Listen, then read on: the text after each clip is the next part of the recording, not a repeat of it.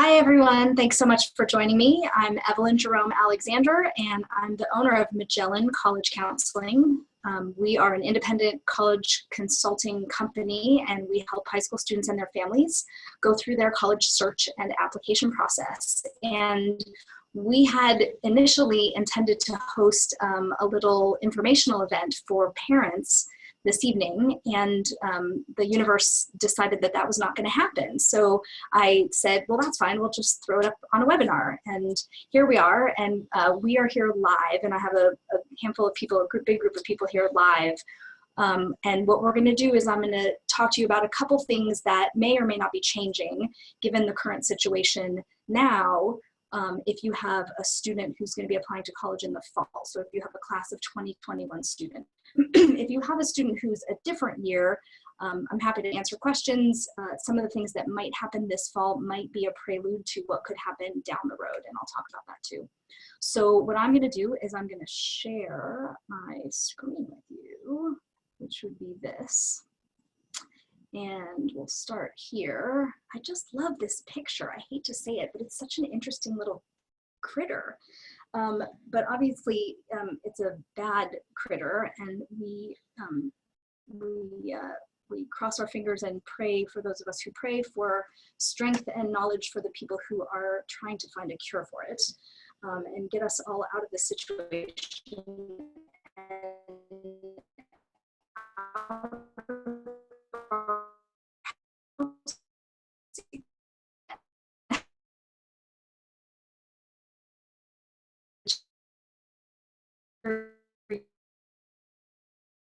and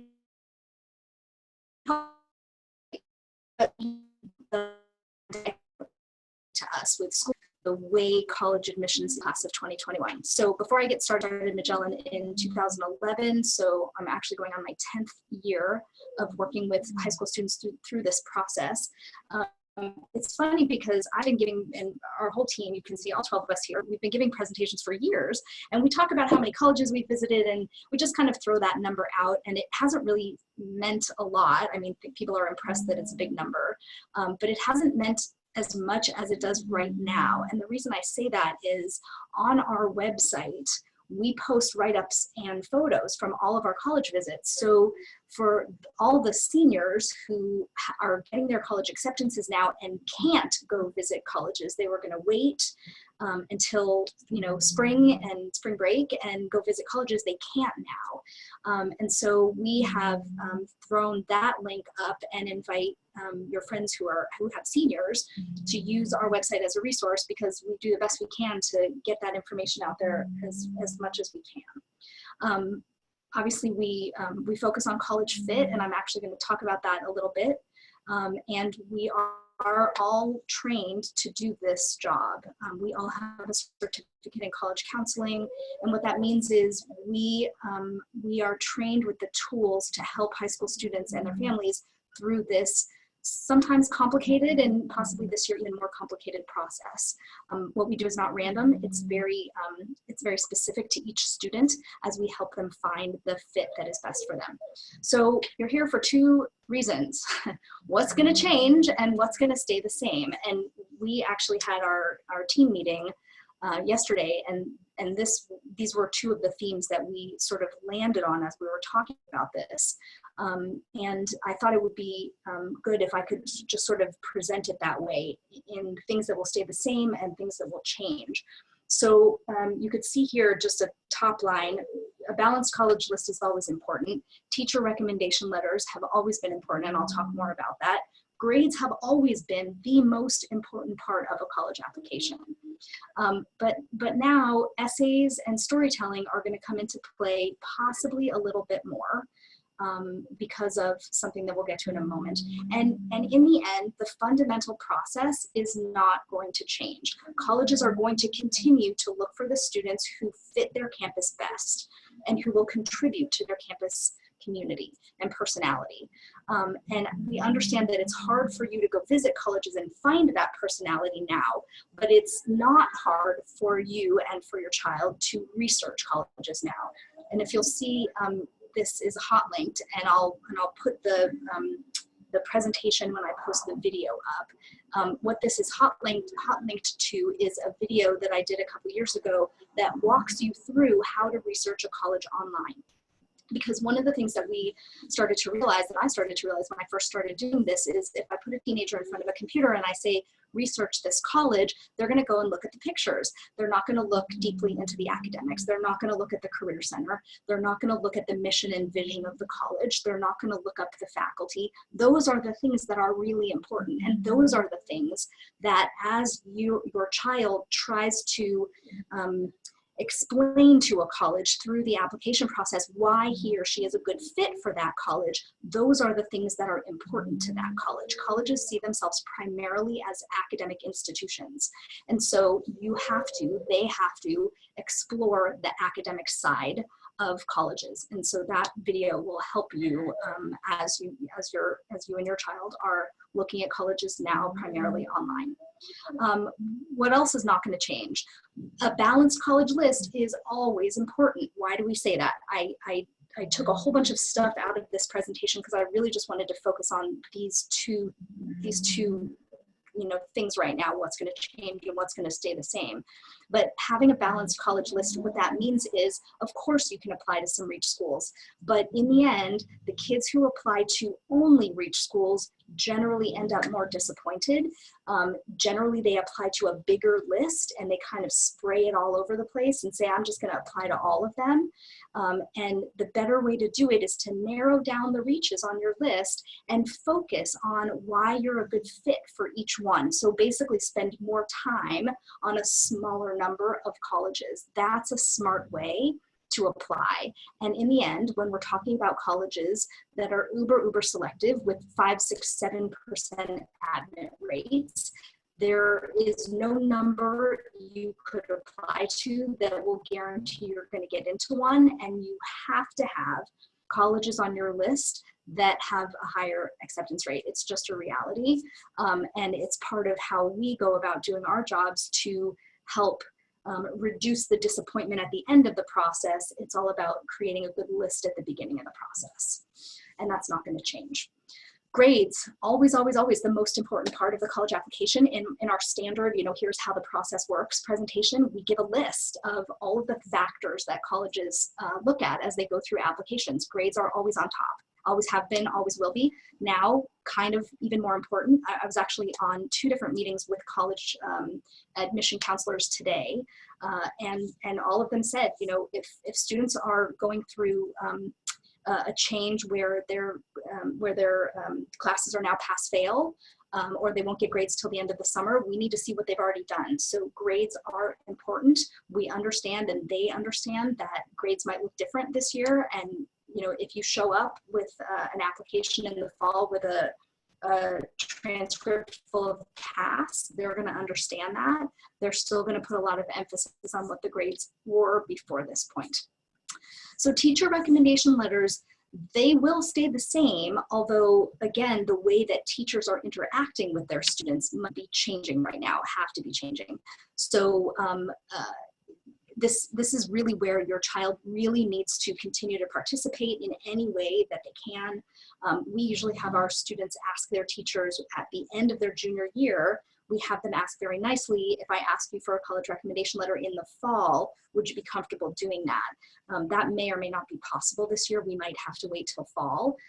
But the teacher recommendation letters are a way that the colleges can sort of go beyond the grades and see how your student is as a human being in the classroom. This is so important these days. I can't even stress this enough. Colleges are really looking to see what kind of human being your child is. So grades are important, but showing up with a whole bunch of good grades and a teacher recommendation that doesn't really talk about how your child is in collaboration with the rest of the class is not going to be the best recommendation to have. So if you're in a position where your child has the ability to interact with their teacher, have their teacher witness them interacting with their peers, that is going to show up really well in recommendation letters. And then finally, essays. essays will always be part of the process, with very few exceptions. There's, the California State University system is grades and test scores only, but most colleges have some variety of essay. And again, it's because they're looking to see what kind of human being your student is, and they're looking to see what kind of experience and empathy they will bring to the college campus. And one of the things that we talked about on our team meeting yesterday is, because we know what the essays are, there's no reason that your students can't be working on them now. We are individually working with our clients, our juniors, on essays, and we would definitely recommend to everybody else to start doing the same, and we're happy to share some brainstorming ideas. We're probably actually going to do some virtual group brainstorming workshops as well, just because everyone's schedules is a little bit lighter now, and it allows us to do that. And again, we know the essays are going to be part of the process. We know that they're going to have to do them for the fall, so why not start now? So our goal is always to see what we can do to reduce the stress at the end of the process. And for seniors, that's the fall of their senior year. That's when most everything is due and submitted. So if we can get stuff done early, it'll make that fall chunk of time a little bit less stressful. So that would be something that we know is staying the same, and you might as well get started on it now. Okay, what could change? And this is "could" in big, huge letters. And again, I was on 2 different meetings today. Of course, Chloe's going to want to leave the room while I'm sitting here talking to you. I was on 2 different meetings today with college admissions people, and I talked with them about some of these things. Deadlines are something that colleges, sometimes they're able to be flexible. A lot of the past few years, we've always seemed to have some crisis or another in the fall, and deadlines get moved, and this year deadlines got moved. So one of the things I actually spoke with 2 of the reps I was in a meeting with today was, could early decision and early action deadlines get pushed? I'm literally going to stand up and let Chloe out of the room now. I'm sorry, you guys. Oh, Chloe. Here you go. All right, bye. So I asked them if early decision and early action deadlines could get pushed, and the reason that could happen is some of the class of 2021 have already taken the SAT or ACT, but some haven't. And it would be easy to see, it would be easy to deduce that the students who have already tested could be in a category of privilege, because they may have someone like me telling them a year ago that they should start early. And colleges are very concerned right now about not taking steps that disadvantage students who already are at a disadvantage. So I could see a situation where early decision and early action deadlines get pushed a little bit later, which would allow kids to take one more round of testing. So the SAT is scheduled in August, October, November, and December. And the ACT is scheduled in July, September, October, and December. So four more times from summer through fall, if July would be the earliest one, if the schedule holds.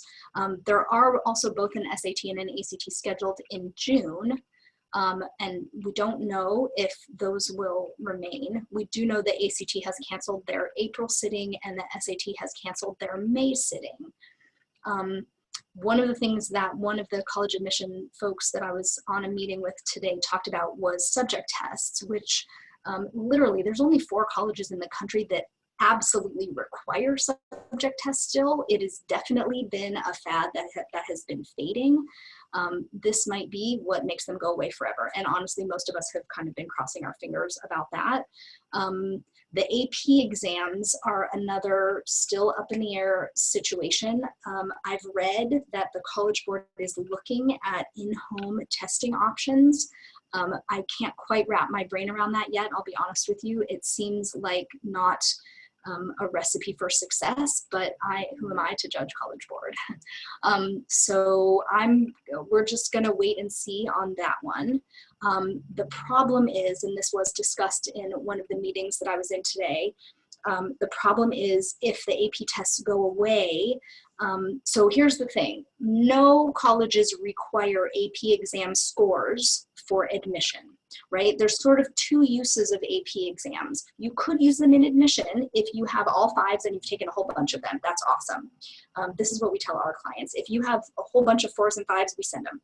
If you have, you know, a 2, a 3, a 4, and another 3, I probably wouldn't send that. We tell our clients not to send that. You have to send the AP scores as a batch. You can't pull one at a time.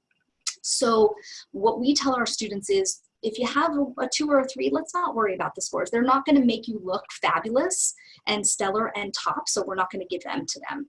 However, when you enroll at college, you will send the entire set of AP scores, and you will possibly get credit, college credit for some of those classes. So so to me, having the AP exam, having students not be able to sit for AP exams this year is not a problem to me, because on the admission side, it's not required. It's a tiny problem on the enrollment side and on the credit side. And so if I were a parent of a junior who has taken 5 AP classes this year, who had the possibility of literally getting, you know, 15 college credits, that's a semester of college. So that would definitely get under my skin. I just don't know at this point. I don't think any of us knows what remedy there is for that. I haven't heard anything about them talking about pushing AP exams to later. And really the only remedy I could see would be you take it the following year, which I can't imagine any kid would want to take AP chemistry exam a year after they finish AP chemistry. I also communicated with the International Baccalaureate, if anybody has a kid who's an IB student, and they are not pushing their exams. They're not moving them because they're worldwide. And they were pretty nonchalant about that answer. Like, no, we're not moving anything, end of story. The other thing I didn't touch on is right there at the top. Some colleges will probably go test optional. I think a lot of colleges will go test optional for this cycle, and Case Western announced it yesterday, and they very specifically said we will be test optional for the class of 2021, and in the fall of 2020 we'll announce what we're doing for the class of 2022. In other words, in time for spring of 2021, when the class of 2022 is a junior, right, in their junior year, Case is going to announce when those kids are, early to mid junior year. I think we will see a lot of colleges going test optional. So many students take the March, April, May SAT, ACT, and if we lose June, we basically lost half the year. Half the testing opportunities in the year. So I think many colleges have been in the process of looking at going test optional, and this gives them a really nice excuse to say we're just gonna do a test run this year. So I could see that happening. If you have a student in the class of 2022, you want to keep your ear to the ground this fall, because whoever goes test optional for this year, they'll probably do what Case is doing and announce this fall what they're going to do down the road. I just throw in the applicant pool at the end. It's something we have no control over, but if the economy does wacky negative things and you're looking at your 401k, you have to decide what you can afford, and other people are doing the same. So I think we might see a little bit of shifting. We'll see how it plays out. It's not something that we're going to know the answer to immediately. Okay, here's an interesting tip that I picked up this morning. Now you know who was on one of my calls.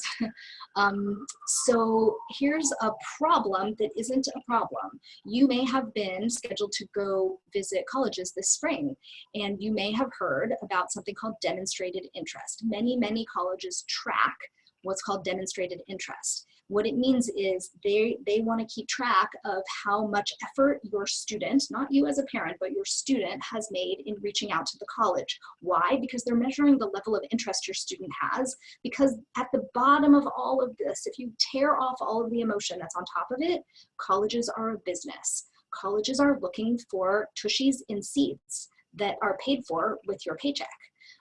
That's how they stay running. And they have come to the opinion that the more interest you show, the more likely you will be to enroll after they tell you that you're admitted, if they admit you. And it does sometimes impact their admission decision. So I was on a call with Jeff this morning, and Tulane happens to be one of those schools that does include demonstrated interest, but he specifically said the biggest method of our Tulane's measuring demonstrated interest is the essay. They have an essay that's basically, why Tulane, why do you want to go here? And they give students up to 800 words to answer that question. So they give you all the space in the world. That's a good solid 2-page essay right there. And that's the number one way that they judge demonstrated interest. I would have, and I will have, all of my clients write why us essays. We call it the why us essay for basically every college that they're applying to this year, even if it's not required, because the more fundamentally successful they can be at articulating why they are a good fit for this college, not why they want to go, right? It's not how much you want it, it's how good of a fit you are for that college. The better they are at articulating that, the better their chances of getting in. Refer back to what I said about the super reach schools. Here's the other thing that Jeff said. And this is really important. Colleges are scrambling like maniacs right now to put as much information online as they can. They understand that you can't come. They can't come visit you either. Everybody's got their hands tied right here. So what you can do is have your kids sit down and a couple times a week, sign up for a college interest list. Even if you're already on their list, sign up again. It's going to pop up in their system. It's important. If you're on their list, it could be because they bought your name from College Board or from ACT. So your student, affirmatively opting in to receive communication is an additional level of interest, and they're going to want to see that. Go to the virtual college information sessions. The link in here is to Tulane's. Many colleges, I've seen a humongous list, like hundreds of colleges at this point are putting their virtual information sessions online. This is how you demonstrate interest now. And do you remember what I said a few minutes ago about privilege? The colleges are kind of breathing a sigh of relief right now because they're saying, oh, you know what? The kids who can afford to travel, now they don't have a bonus over the kids who can't afford to travel. Now everybody can't travel. So we're all kind of in this together. So you have to step up your game at demonstrating interest. Literally, that's all I wanted to say. I'm going to, let's see. This is a link to our website where you can email us, you can get on our mailing list. We also have a Facebook page. We're posting a whole bunch of stuff up there as fast as we can. I think that's it. So I'm going to unshare and then I'm gonna turn Teresa's mic on. Teresa, do you have video that you want to turn on or no? I'm fine with just audio. That's good with me. Okay, so you're gonna hear Teresa, and you might just see a black screen with her name. So Teresa is an SAT, ACT tutor and prep whiz extraordinaire, and I'm just gonna let her talk for a moment or two about SAT. You know, what should you, I guess everyone's biggest question, and we'll let them chime in a minute, is if you were scheduled to take the March SAT or the April ACT, what should you do now? Yeah, so ACT and College Board are allowing you to just transfer your registration from March or April into June. So that's, at this point, that's the game plan for pretty much everyone. To me, it's probably a 50-50 if the June tests even go through. But that's really all we can do at this point. Just kind of check their websites every few days to make sure nothing changes. They're figuring this out as they go. So that is everyone's game plan. I would guess that June, like I said, is 50-50. I think the July ACT is a pretty solid bet. That is what I think. And it's offered in California for the first time this year. So that's available to everyone in July, except for the New York State. Although maybe they'll change that because they canceled some dates. It has to do with a weird rule where they have to release like 2/3 of the tests. So since tests have been canceled, they might be able to override that. I'm really not sure. We're right, and interestingly, there are a couple people from New York on this call. So you know what, we will check into that, and we'll follow up with that. But I agree with you. I think June is 50-50, and I think July is a solid bet for ACT. Yeah. So everyone that I've been working with, we're just adjusting, and anyone who's going to take it in March or April is now just prepping for June, like it's going to happen, because, you know, you just have to commit to it and hope for the best. And worst case scenario, maybe you're delayed by a month or two, but that's kind of the only game plan at this point. But what do you say to people who say, oh my God, I just spent so much time prepping for the SAT. Now I literally don't know when I'm going to take it. It was wasted time. Or if you're a parent, wasted money with a tutor. Totally. And I completely understand why people feel that way. The good thing is if you kind of keep revisiting the work that you've done. So like if I have a student who was 100% ready to go, which I had a few of them who were actually anxious to take the test, shockingly, and were slightly devastated that it wasn't happening. If they keep up with it every few days, you can stay on top of it. So really what the tutoring and the prep and all that is about is just changing the way that you view the test and how you approach it.